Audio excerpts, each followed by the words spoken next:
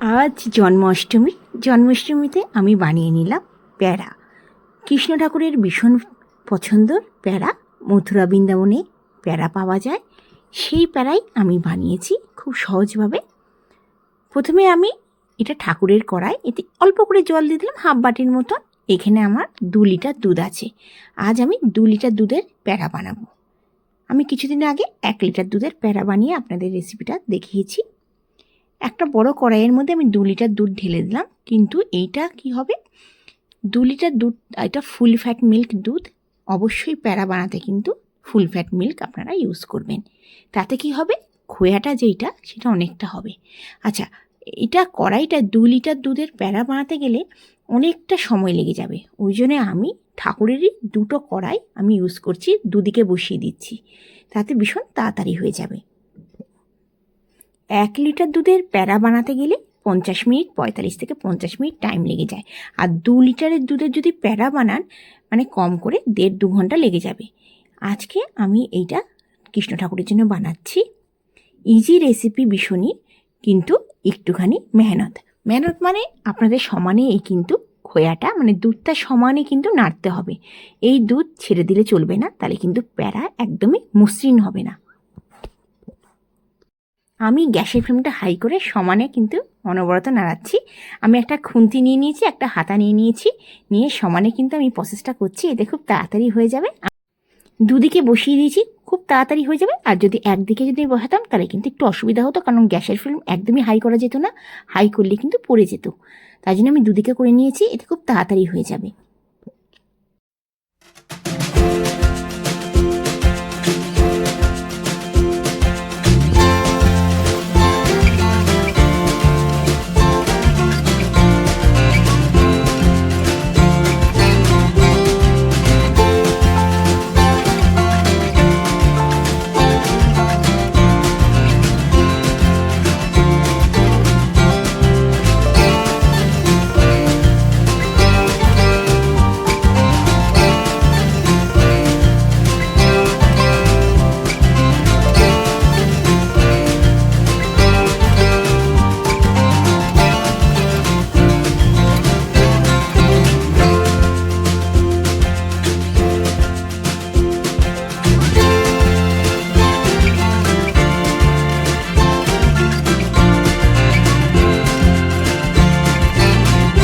দুধটা দেখুন অনেকটা কমে গেছে। এবার আমি কড়াইতে দিয়ে দেবো। এর থেকে বেশি শুকাবো না, কারণ তাহলে আমার সুবিধা হবে, নাহলে আবার দুদিকে এটা কিন্তু সমানে আমাকে নাড়াতে হবে। তাই জন্য আমি দুধটা এই কড়াইতে দিয়ে দিলাম।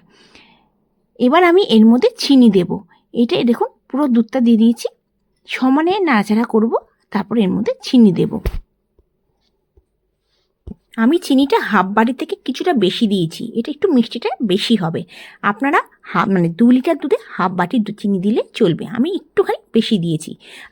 আমি এই হাতার পেছনটা দিয়ে সমানে আমি নাড়াচ্ছি, আর সাইডে যে মালাইটা লেগে যাচ্ছে সেটা আমি খুন্তি দিয়ে মানে করে তুলে নিচ্ছি।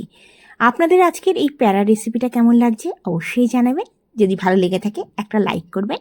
আমার চ্যানেলকে এখনও পর্যন্ত সাবস্ক্রাইব না করে থাকেন, অবশ্যই সাবস্ক্রাইব করার অনুরোধ রইল। আপনারা আমার ভিডিওটা কোথা থেকে দেখছেন অবশ্যই জানাবেন। আমি তো আগ্রায় থাকি, আগ্রা থেকে ভিডিও বানাচ্ছি। আমি প্রত্যেক বছর মানে প্রথমে আগে আমি দিল্লি ছিলাম, তখন আমি করতাম না জন্মাষ্টমী, কিন্তু আমি আগ্রায় যখন এসেছি তখন থেকে আমি জন্মাষ্টমী করি। 7 বছর হয়ে গেছে আমি জন্মাষ্টমী করি। লোহার কড়াই হলে প্যাড়াটা হতে কিন্তু অনেকটাই সুবিধা হতো। ঠাকুরের জন্য লোহার কড়াই নেই, ওই জন্য আমি অ্যালুমিনিয়ামের কড়াইই বানালাম। আপনাদের যদি লোহার কড়াই থাকে অবশ্যই চেষ্টা করবেন লোহার কড়াইয়ে প্যাড়াটা বানাতে। আমি কিন্তু যখন আমরা এমনি খাই, যদি প্যাড়াটা ঘরের জন্য বানাই তাহলে কিন্তু আমি এই লোহার কড়াই দিয়েই বানাই। আচ্ছা দেখুন হয়ে গেছে, গ্যাসের ফ্লেম বন্ধ করে দিয়েছি, একটা থালার মধ্যে ঢেলে নিলাম। আচ্ছা এবার ঠান্ডা করে নেব, তারপর আমি প্যাড়াগুলো বানিয়ে নেব। আচ্ছা আপনারা পারলে এই খোয়ার মধ্যে 2 চামচ ঘি দিয়ে দেবেন।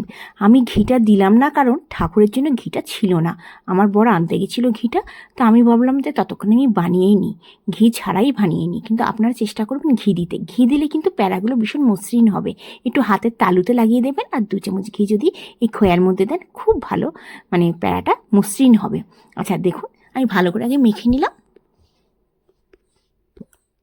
আমি প্যারাগুলো কিন্তু একটু বড় সাইজের বানাবো, আপনারা চাইলে ছোটো ছোটো বানাতে পারেন। আমাদের কলকাতায় দক্ষিণেশ্বরে বেশ ছোটো ছোটো প্যারা ভালো লাগে, মানে পাওয়া যায়, খুবই দেখতে ভাল লাগে, খেতেও ভাল লাগে। আর দক্ষিণেশ্বরে যে প্যারাটা হয় ভীষণ মিষ্টি হয়, কিন্তু আমাদের যে মথুরার বৃন্দাবনে যে প্যারাটা হয় অতটা মিষ্টি হয় না, এইটাই ফারাক হয়। আপনারা যারা কলকাতায় দক্ষিণেশ্বরে খেয়েছেন আর যারা আপনারা কলকাতা মানে বৃন্দাবনে খেয়েছেন, আপনারা সেটা ফারাকটা বুঝবেন।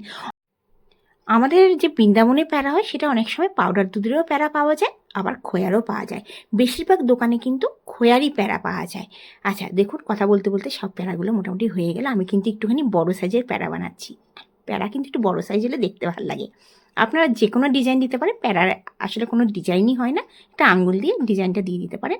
ভীষণ সহজ রেসিপি। আপনারা অবশ্যই প্যারা নাড়ু বানিয়ে ভগবান কৃষ্ণকে দেন। দেখুন আমাদের খুব সহজেই বানিয়ে ফেললাম খোয়ার প্যারা। আজকের ভিডিওটা এখানেই শেষ করছি। আবার আসবো নতুন দিনে নতুন ভিডিও নিয়ে। ধন্যবাদ।